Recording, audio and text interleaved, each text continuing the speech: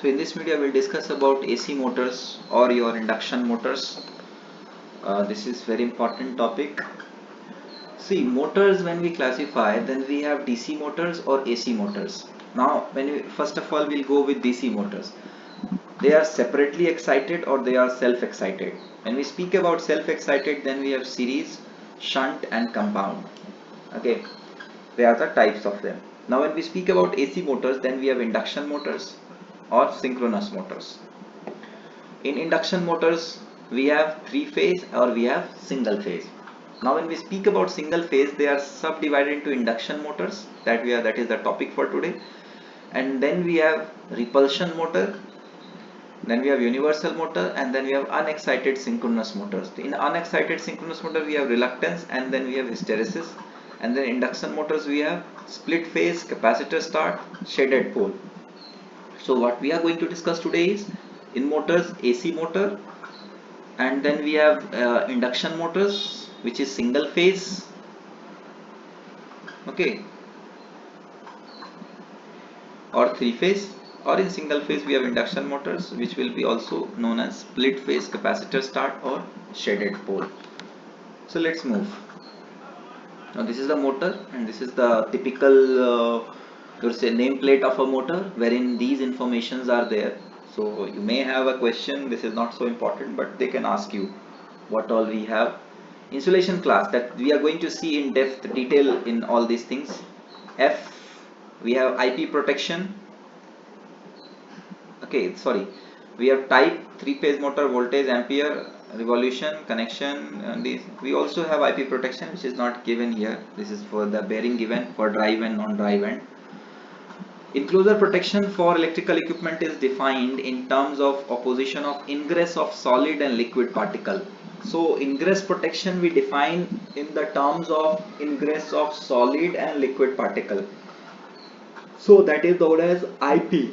So you will have on motor, written that IP56.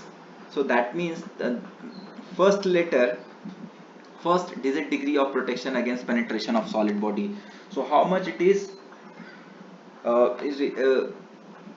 adherent to the ingress of solid bodies. So 0, no special protection provided. 1, solid body is greater than 550 mm. 2, solid body is greater than 12 mm fingers, etc. cannot be inserted. 3, solid bodies 2 greater than 2.5 mm. Tools, wires, etc. thickness greater than 2.5 mm cannot be inserted. Solid bodies greater than 1 mm, tools, wires, etc. thickness greater than 1 mm cannot be inserted. 5, dust cores, complete protection against contact. 6 is dust proof, complete protection against contact. So that is IP56. You have here, it is first letter, that is 5, that is dust cores, complete protection against contact. And then we have 6, second degree digit of penetration by water. 0, no special protection. So that is there. You can read it here. 1, 2, 3, 4, 5, 6. What does it mean? What shall not penetrate unit in critical amount under condition 1 to 8? Water shall not penetrate. Okay, I'll pause for a while. Okay, let's move. Enclosure protection for electrical equipment is defined in terms of its opposition to ingress of solid particles and liquid. Types of motor enclosure generally used are open type, drip proof or splash proof. Open type, in open type we have a general purpose motor for use in dry locations which are relatively free of splashing liquid and dust particles. Air is drawn into the machine by internal fan to provide cooling. Ventilation ducts are fitted with mesh screen to prevent damage by entry of foreign objects. Okay, now we have what is known as enclosure type. For application where the motor will be subject to dust, moisture, wash water, foreign particulate. Totally enclosed fan ventilate, TEFV. No external air is allowed inside the motor. To improve heat transfer, the motor casing is finned to increase the surface area. The airflow across the fin is achieved by means of external fan and cowl arrangement. Okay. The most common type AC motor is the three-phase induction motor. There are two requirements for operation of an induction motor. There should be a rotating magnetic field. The conductors on the rotor should form a closed circuit. Okay, induction motor has two main components, the stator and rotor. The stator carries three separated insulated phase windings spaced 120 degree electrically apart and laying in slots cut into a laminated steel magnetic core. The end of the stator windings are terminated in the stator terminal box where they are connected to the incoming cable from three-phase AC power supply. The rotor can be of two types, cage rotor and wound rotor. Okay, when we speak about stator, the stator is of hollow cylindrical structure which provides space for accommodating the three-phase windings and also provides support for the motor. The windings are wound for a definite number of poles, 2, 4, 6, 8, etc. as per design of the motor. The three windings are connected in either star or delta fashion, where three-phase power supply is given to the stator windings spaced 120 degree electrically. A rotating magnetic field is produced. So that was for stator. When we speak about cage rotor, then you can see the rotor is of cylindrical structure made up of thin laminations to reduce eddy current in losses. We will see this. The rotor is slotted on its outer periphery. Thick copper or aluminum conductor bars are inserted in each of the slots. The bars are braces or welded at their ends by short circuiting rings to form a cage winding. The slots are not made parallel to the rotor axis but inclined, skewed. Okay, this prevents the magnetic locking of the rotor with stator. So that is the advantage of this skewed. Okay, when we speak about wound rotor, this rotor is also a cylindrical laminated structure having slots in the periphery. The slots accommodate the copper conductors which are connected to form three-phase winding distributed over the rotor. Similar to stator winding, the rotor windings are wound for the same number of poles as the stator. The windings are connected in star fashion and the end of the three-phase windings are connected to the three slip rings mounted on the rotor shaft. Stationary carbon brushes pressing on the slip rings are used to connect external resistance to reduce the starting current and also increasing the starting torque. So that is the whole idea. Torque speed characteristics, when we speak about assuming certain value of constant K. So that is there. At small value of slip, the term this can be neglected compared to R2, then torque is directly proportional to slip. So torque is directly proportional to slip in stable region. For large value of slip, say 0.1 to 1. Okay. Now in this case, for large value, the equation is written like this. That is the unstable region. Torque is inversely proportional to slip. Conditions for maximum torque and its magnitude. You can see here, equating this to 0, these equations we have obtained, which means torque is maximum when torque resistance is equal to rotor reactance under running condition. The value of maximum torque is found by substituting R2 with Rx20 in the torque equation. So we put this value.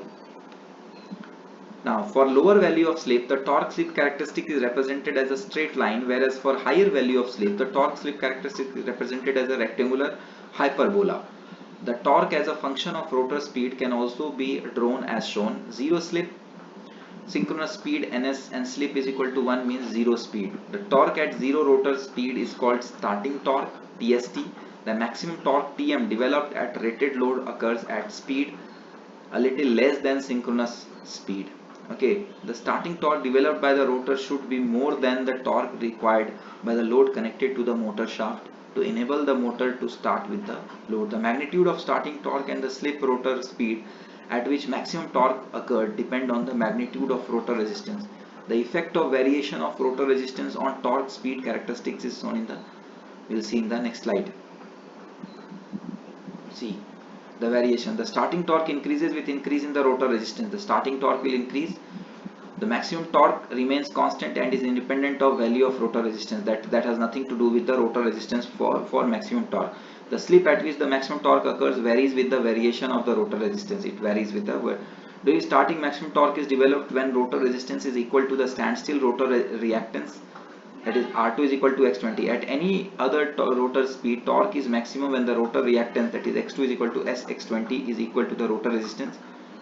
Okay. Now for the torque speed characteristics, observe that a motor having low rotor resistance, the starting torque is small compared to maximum torque developed.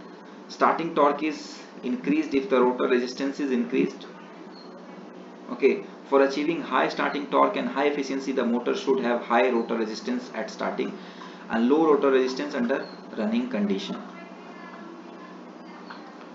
Achieving high starting torque, slip ring type, when we speak about, this is the starting resistance, this is the rotor, and this is the stator.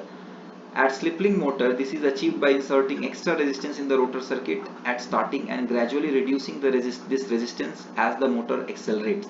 Switch on supply to the stator and gradually move the rotor starting resistance arms in the clockwise direction from position of start to position run.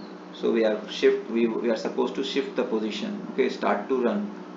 At start position, full extra resistance gets connected to the rotor circuit, and at run position the full resistance is cut out of the rotor resistance and the rotor circuit gets closed in itself. Squirrel cage rotor, if we are achieving high starting torque is achieved by using double cage rotor. The rotor cage is of high resistance alloy and the inner cage made of copper. The inner cage is located deep in the rotor and hence enclosed by more iron, implying more inductance. At the start, the rotor current frequency is the same as stator frequency, that is, frequency is high and hence the rotor reactance of the lower cage is higher than the outer cage. Therefore, impedance offered to the flow of current through the inner cage is resistant. Why I'm just reading it, because I have already compiled from different sources and tried to put here in a nutshell. Hence, most of the current flows through the upper cage at the start. So you can see here this diagram. The advantages of double cage induction motors are high starting torque and comparatively low I square R, that is the losses. The running condition, possibility of starting the motor direct online because of the comparatively small starting torque. When we speak about marine motors, induction motors, the most common type of three-phase motors used on board is the cage rotor induction motor. Okay, compressor, pumps, thrusters, single-phase induction motor, that is galley, fan, etc. Same frequency used for electric propulsion. DC motors used for limited speed control device in certain ships, that is DC. Class of insulation, when we speak about this class of insulation, okay, class of insulation, then that is the class of insulation. Part of induction motor, so this you see here, that is the part of induction motor that we speak about. Okay, stator, the stator we already see, cage rotor we already saw. Okay, double cage rotor, when we speak about the squirrel cage, with one cage has a disadvantage of low starting torque but has the advantage of high efficiency during running. A double cage rotor has two independent cages. The outer cage consists of bar of higher resistance metal, the inner cage has lower resistance copper bars. Now the principle of operation, when three-phase supply is connected across the stator winding, a rotating magnetic field constant in magnitude and rotating at a synchronous speed, ns, is produced. So that is the case, this is the whole idea, that is the synchronous speed is equal to 120 f by p, that f is your supply frequency, the p is the number of stator poles for which wound the rotor conductors are cut by the rotating magnetic field, and an emf is induced in the rotor by electromagnetic induction. Since the rotor conductors windings are connected, current flows through the rotor. The above situation is analogous to a current carrying conductors placed in a rotating magnetic field, and hence the rotor conductors winding experiences a torque and the rotor starts rotating and approaching a speed nr close to rotating magnetic field of the stator, that is ns. Nr, however, can never be equal to ns. Okay, the speed of the rotor relative to the stator rotating field is called slip. So what is slip? The speed of the rotor relative to stator rotating field is called slip. When an induction motor is loaded, the rotor speed reduces, thereby slip increases. As the slip increases, the induced EMF in the rotor increases. The rotor develops more torque to balance the load torque. Ns minus Nr is equal to slip speed. Synchronous speed minus rotor speed upon synchronous speed. Slip is usually expressed as a percentage of synchronous speed, that is percent slip, Ns minus Nr by Ns into 100. The value of the slip at full load varies from about 6% for small motors to 2% for big motors. Okay, that is the whole idea. Rotor frequency, when we speak about the relationship between stator synchronous speed, stator supply frequency, and the stator number of poles is given by this equation. Okay, these are self-explanatory, you can just make a note of it. Rotor induced EMF, the rotating stator field will increase EMF in both the stator and rotor winding. The induced EMF will depend on the magnetic and speed of the cutting. When the rotor in the beginning is at standstill, the rate of cutting is at speed ns. At ns, let the EMF be E20. And when the rotor gains the speed of ns minus nr, so this will come. Okay. Now what are the factors that determines the torque? Since the rotor induced EMF at standstill is proportional to air gap flux, torque is proportional to square of the flux. So from this equation we deduce that torque is proportional to square of the applied voltage. That is also a case. The rotor winding is made up of resistance and inductance. Hence the rotor resistance x2 is equal to 2 pi for L20, and for same with x, then we deduce the equation rotor impedance per phase that we calculate. Okay, so that is the equation for I2 that will come. So I20 is the rotor current per phase at standstill, and I2 is the rotor current per phase at slip. Okay, if I2 is the phase difference between the rotor voltage E2 and the rotor current I2, then rotor power factor cos I2 is equal to R2 upon root under R2 square plus SX20 ka whole square. Okay, so that is the whole idea. Why I just went through, because I have tried to compile. These are self-explanatory. My idea is to bring the whole content under one umbrella so that it becomes easy for you to refer. So with this we will also be able to solve the numericals in our written exam, and I hope it is clear for you. And please try to make a note and then derive all these equations, and remember the formula. We already covered what is slip and all, so I hope it is clear for you. Thank you so much. Thank you for your valuable time. All the very best for your future endeavors.